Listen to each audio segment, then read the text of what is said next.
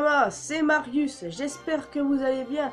Alors aujourd'hui je vous retrouve pour parler du scan 888 de One Piece les amis. Et croyez-moi, ce chapitre était vraiment génial. Un très bon chapitre, vraiment l'un des meilleurs encore.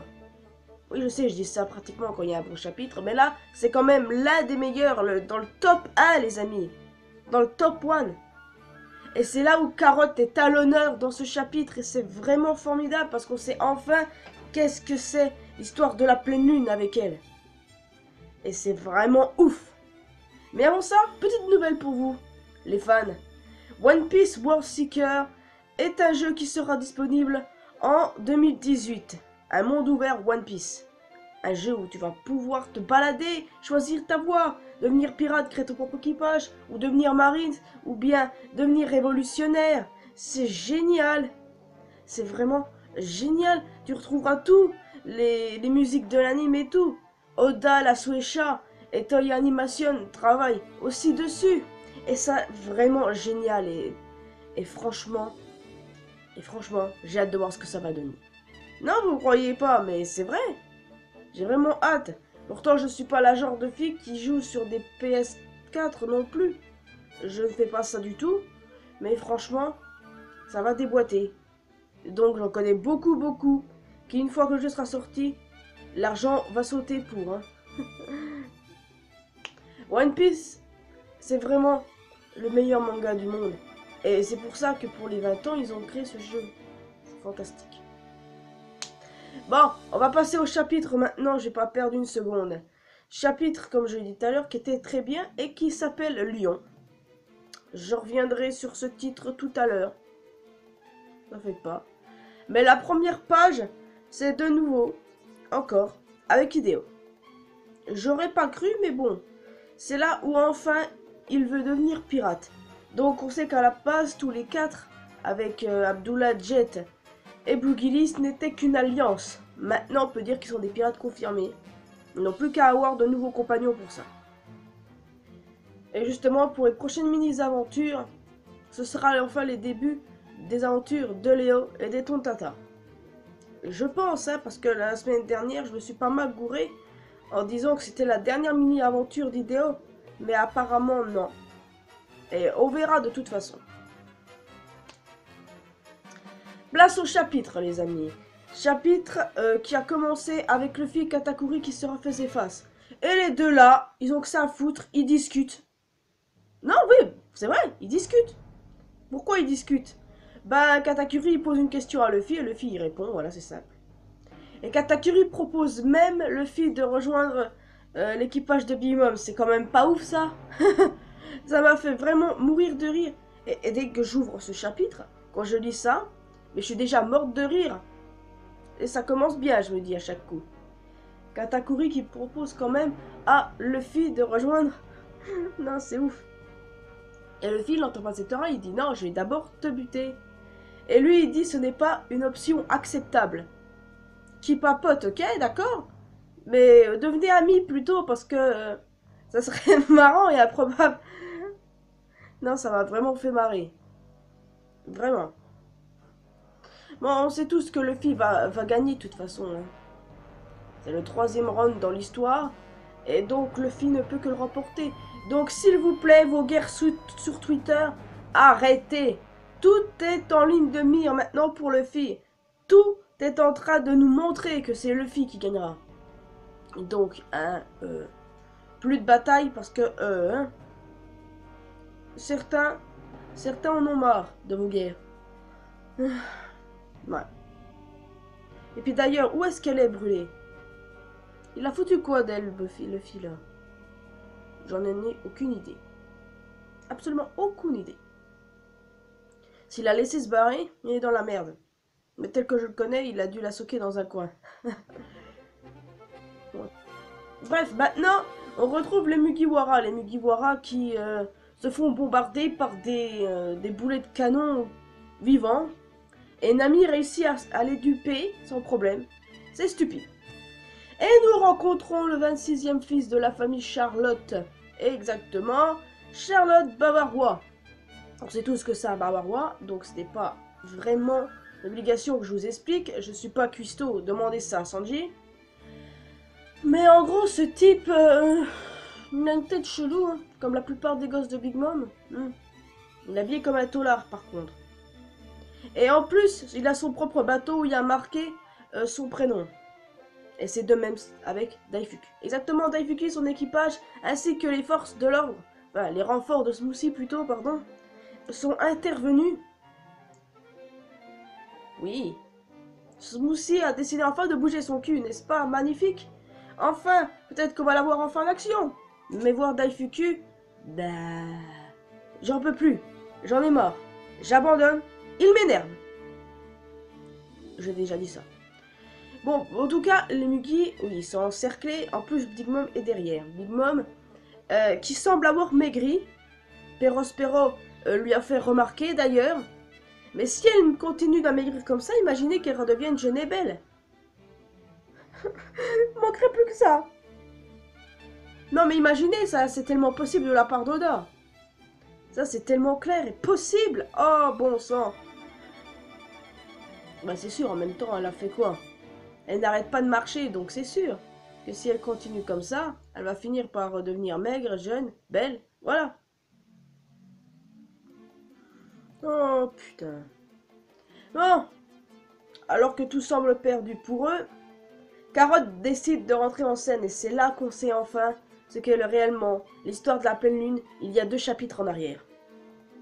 Exactement, ça a un lien avec la transformation. Oui, Carotte s'est transformée. Carotte s'est transformée en Sulong, ou en Ceylon comme on dit en anglais. Et croyez-moi, sa transformation est vraiment géniale. Elle voulait se rendre utile, elle s'est rendue utile en se transformant. Et même Jinbei a su ce qu'était la forme des Mink, puisqu'elle n'a même pas prononcé le mot de quoi elle allait se transformer, que Jinbei a tout de suite deviné. Jinbei est intelligent, donc qu'il sache ça, c'est quand même bizarre. Mais vu qu'il est intelligent, on peut dire que ouais, il connaît des Mink. En même temps, il y en a pas mal sur l'archipel Totande, alors bon. Et quand Carotte se transforme, elle est vraiment super belle, les gars. Malgré qu'elle ait les cheveux blancs et les yeux rouges et que Chopper ne la reconnaisse pas, elle est vraiment trop belle. Ah, déjà, cette scène, j'ai hâte de la voir dans l'anime, même si ça montre en très longtemps. Mais en plus de ça, mais elle est vraiment trop belle. Vraiment, mais c'est génial. Et surtout que Nami s'est rappelé d'un truc que lui a dit Enu Arashi. Et oui, un truc en rapport avec l'attaque de Jack sur Zou. Les gars, imaginez Inu et Neko sur cette forme-là. Imaginez les Mink de Zou sur cette forme-là. Imaginez 100% fort comme ça. Eh bien, ça aurait choqué pour Jack. Je m'expliquerai après, parce que Carotte réussit à défoncer tout le monde. Les hommes de Daifuku en tout cas. Sauf que bien sûr, celui-là, il ose faire son malin. Mais si Carotte lui flanque une raclée, ça pourrait prouver des choses. Mais non. Sa transformation, c'est vraiment génial. Elle est... Ouais, je sais pas comment vous expliquer ça. Tellement c'est impressionnant qu'elle m'impressionne, et tellement qu'elle est belle, et tellement qu'elle a le style. Et franchement, je ne suis pas déçue de ses transformations. Honnêtement, je peux vous dire que quand j'ai vu les spoilers, j'ai été à peu près rassurée de savoir qu'une transformation, c'était pas vraiment horrible. Parce que je m'étais fait des films il y a pendant quelques semaines. En me disant, putain, imagine, elle ressemble au lapin de Drum, là. Imagine, elle ressemble aux machines de l'espace d'Enel dans ses mini-aventures. Eh bien non. C'est elle-même, mais en beaucoup plus... Waouh, quoi. Waouh.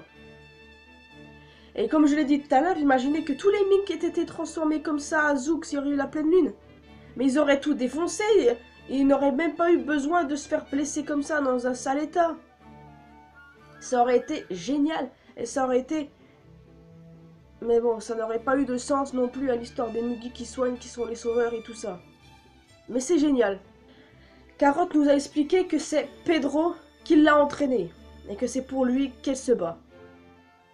Donc il faut un entraînement spécial pour pouvoir se transformer. Ce qui prouve qu'il faut être... qu'il ne faut pas être incontrôlable, quoi. Et Carotte ne ressemble pas du tout à quelqu'un d'incontrôlable, au contraire, elle semble normale. Elle s'attaque aux ennemis et non à ses amis.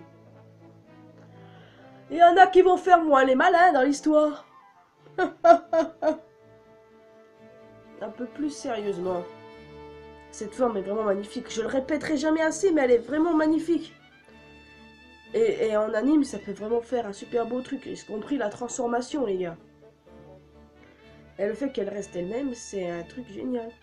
L'attaque de Jack sur Zeus n'aurait pas pu voir le jour si tous les Minks auraient été sur cette transformation. Bah, là, on a vu Carotte, mais en tout cas, imaginons les autres. Imaginez à quoi pourrait ressembler la transformation de Pedro. Et même, imaginez, je n'arrête pas d'imaginer depuis hier soir la transformation d'Inu et Neko.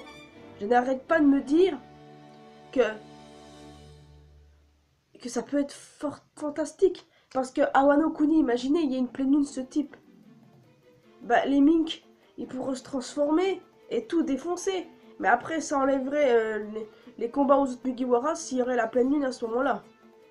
C'est vrai que ce serait idiot de mettre les Mugiwara très bas et les Minks qui brillent. Quoique les peuvent avoir une transformation. Parce que c'est clair que pour moi, Inu et Neko vont se faire Jack pour se venger. Alors. Carotte risque de se faire Daifuku. Exactement. Peu importe, hein, j'ai toujours imaginé un combat entre lui et Sanji. Je m'en fiche du moment qu'il se fasse défoncer, je vous dis. Mais je ne supporte plus, je ne sais même pas pourquoi. Le mec qui se croit au-dessus de tout le monde. Pourquoi? Parce que Katakuri est ton frère? Je t'assure que c'est pas du tout un motif. Donc, si j'essaye de comprendre, si Carotte bat Daifuku, ça voudra dire que Carotte, sous sa transformation bien sûr, est du niveau des vétérans. Des vétérans de Big Mom, Daifuku, Owen, tout ça. Ça voudrait donc dire que Pedro, sa transformation, serait du niveau d'un commandant d'empereur. Vous me suivez toujours? Et ça voudrait dire que dans leur transformation, Inu et Neko seront du niveau d'un empereur. Je parle bien sûr que c'est uniquement en rapport avec la transformation. On se doute bien que sur leur vraie forme, ça ne va pas du tout se passer comme ça. Mais ils peuvent vraiment être destructeurs sur leur forme et niquer tout le monde. Et donc les grands empereurs, ils pourront facilement peut-être perdre face à un Mink comme Inuyasha ou Nekomamushi. Mais ça, encore une fois, j'essaye que de faire des spéculations. Je ne sais même pas si c'est possible. Parce qu'on ne sait pas si Carotte va battre Daifuku. Mais vu comme elle est bien stylée, tout ça, avec ses griffes là et ses yeux rouges, Daifuku, mais rip mon gars, rip. Mais c'est vrai que Smoothie est aussi dans les parages. Ne l'oublions pas, elle. Mais j'imagine bien le Germain revenir. Venir sauver la mise. Et que peut-être que Carotte et Reiju feront équipe pour se battre. Soit contre Smoothie, soit contre Daifuku. Mais à point que Carotte elle bute Daifuku avant, ça. Vas-y, te gêne pas. J'en ai marre de ce type. J'en ai vraiment marre de cet enfoiré en réalité, mais bon. Prends pas ton temps non plus parce que je vais pas supporter de le voir encore quelques chapitres plus loin.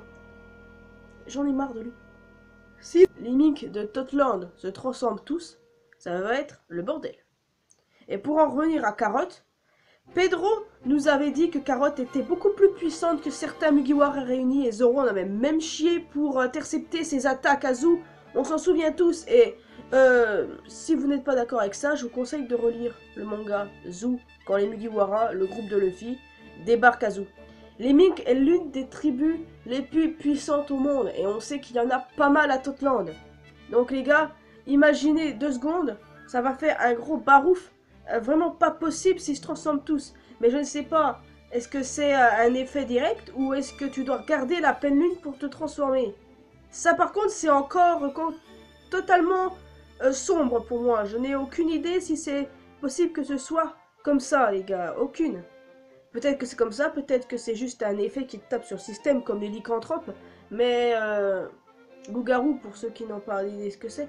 Mais bon, on peut aussi admettre qu'il faut regarder parce que Carotte regardait bien la lune et tout. Et c'est sûr que Jinbei, Nami, Brook et Chopper sont impressionnés de sa transformation. Le titre de ce chapitre s'appelle Lion.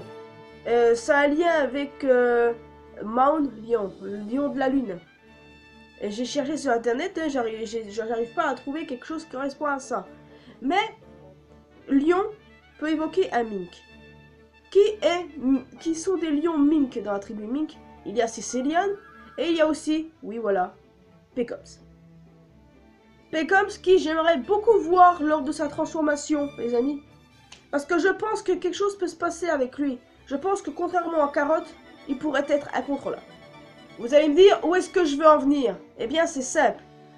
On se rappelle tous quand Neko Mamushi avait dit que Pedro était le seul à pouvoir maintenir Pecoms en place. Oui, il l'a dit. Relisez le manga. Il l'a dit. Et maintenant, le sens de cette phrase, ça peut être avec ça, les amis. Et j'ai toujours pensé que c'était autre chose. En rapport, la séparation des pirates de Nox, je trouvais ça un peu médiocre. Mais là, ça peut vraiment avoir tout son sens avec la pleine lune. Imaginez Pecoms totalement hors de contrôle, qui s'en prend même à ses propres Nakama.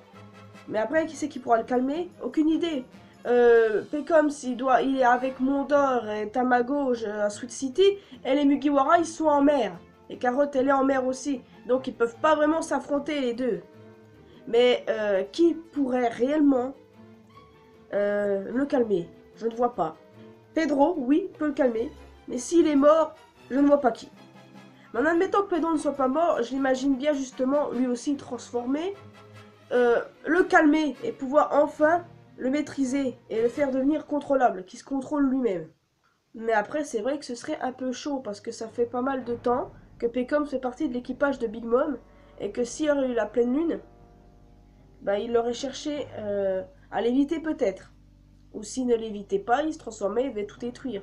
Mais je pense plutôt qu'il devait éviter de la regarder, savant les risques, qu'il était incontrôlable, mais qu'il n'a pas eu le choix parce qu'il était à Sweet City et qu'il était triste pour Pedro et que voilà. Enfin, on verra. On verra bien. Et la bonne nouvelle, les amis, c'est qu'il n'y a absolument pas de pause la semaine prochaine. Du moins de ce qui est écrit. Hein. Il n'y a pas marqué Break This Week, donc on peut être sûr que c'est bien.